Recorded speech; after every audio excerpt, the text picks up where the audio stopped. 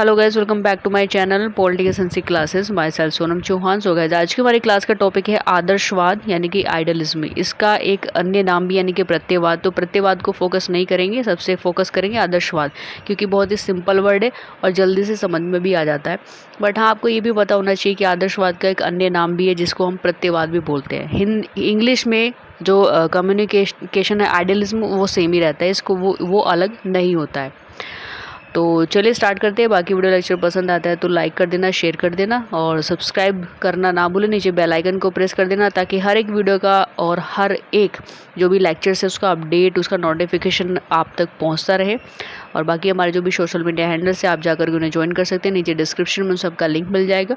और टेलीग्राम को जरूर ज्वाइन कर लेना है, बिकॉज ऑफ वहाँ पर इसकी पूरी PDF यानी कि इंग्लिश और हिंदी दोनों ही लैंग्वेज में आपको अवेलेबल होगी।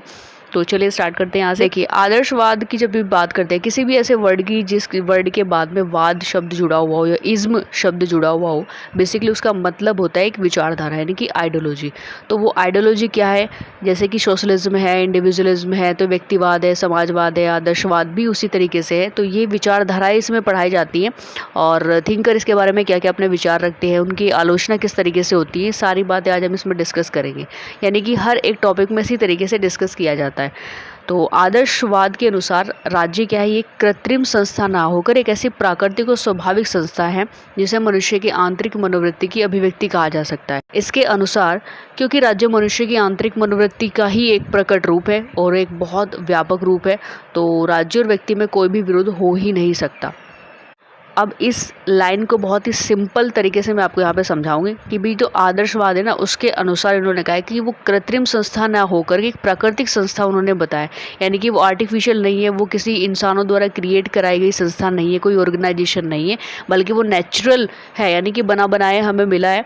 और ये एक ऐसी मनोवृत्ति है जो कि एक इमेजिनेशन, यानी कि आपके अंदर इमेजिनेशन चलती रहती है। कैसे राज्य की इमेजिनेशन जो मतलब रियलिटी में उसकी पॉसिबिलिटी बहुत ही ज़्यादा कम है।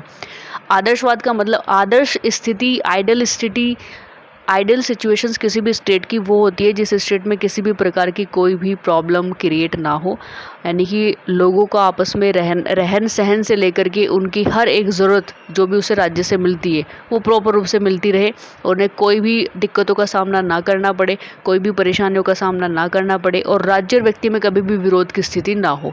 तो इस तरह की पॉसिबिलिटी किसी भी स्टेट में नहीं बन पाती है कि राज्य और व्यक्ति में कभी भी विरोध ना हो, क्योंकि राज्य कुछ भी नियम कानून बनाता है तो पॉसिबिलिटी ये रहती है कि उनमें से कुछ परसेंटेज तो लोगों की ऐसी होती है कि उसको सपोर्ट करते हैं, बट कुछ परसेंटेज उसका विरोध करते हैं। तो आप हर एक कंट्री में आप देख सकते हैं, तो प्रॉपर रूप से इस तरह के आदर्शवादी राज्य होने मतलब इम्पॉसिबल है। आपको कहीं पूरे वर्ल्ड में इस तरह के राज्य नहीं मिलेंगे, क्योंकि हर एक कंट्री में विचारधाराओं को लेकर के डिफरेंसेस होते हैं।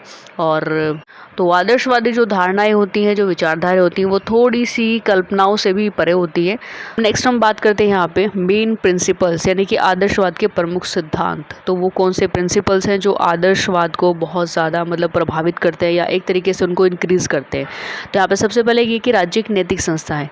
अब आदर्शवादी एक विचारधारा है, तो विचारधारा के आधार पर उन्होंने राज्य को डिस्क्राइब किया है कि भाई राज्य कैसा है, किस तरीके से यूज़ किया जाता है उनके अनुसार, यानी कि ऐसे लोगों के, ऐसे थिंकर के अनुसार जो आदर्शवाद को अपनाते हैं, उसको सपोर्ट करते हैं, तो उनके अनुसार राज्य कैसा होना चाहिए। तो सबसे पहले बताया कि राज्य एक नैतिक संस्था है, यानी कि मॉरलिटी के बेस पर राज्य को क्रिएट किया गया है। तो दूसरा यहाँ पे राज्य साध्य है, साधन नहीं है, यानी कि वहाँ पर राज्य को एक मटेरियलिस्टिक की तरह यूज़ नहीं किया गया बल्कि साध्य की तरह यूज़ किया गया है। अब साधन और साध्य में सिर्फ एक ही डिफरेंस है। कहने का मतलब ये है कि इसमें इस विचारधारा का जो केंद्र बिंदु होता है वो व्यक्ति के स्थान पर राज्य को वो मानते हैं, यानी कि वहाँ पर स्पेशलिटी जो दी जाती है वो राज्य को दी जाती है, व्यक्तियों को नहीं दी जाती। नेक्स्ट पॉइंट है कि राज्य का अपना एक अलग व्यक्तित्व होता है। तो आदर्शवादी जो विचारधारा है उसके अनुसार राज्य का अपनी एक अलग पर्सनैलिटी होती है, अपनी खुद की इच्छाएं होती हैं, उसके अनुसार ही वो लोगों से उन इच्छाओं को पूरी करवाता है। तो उसका थोड़ा सा कंसेप्ट ही थोड़ा सा डिफरेंस है बाकियों से।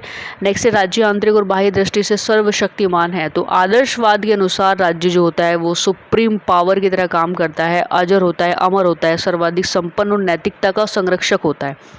यानी कि एक ऐसा राज्य जो कभी समाप्ति ना हो सके, एक ऐसी शक्ति जो कभी समाप्ति ना हो सके, अजर और अमर इन्होंने यहाँ पे बताया। तो ये आदर्शवादी विचारधारा के अनुसार है। नेक्स्ट है मानव स्वतंत्रता राज्य की आज्ञा पालन में ही निहित है।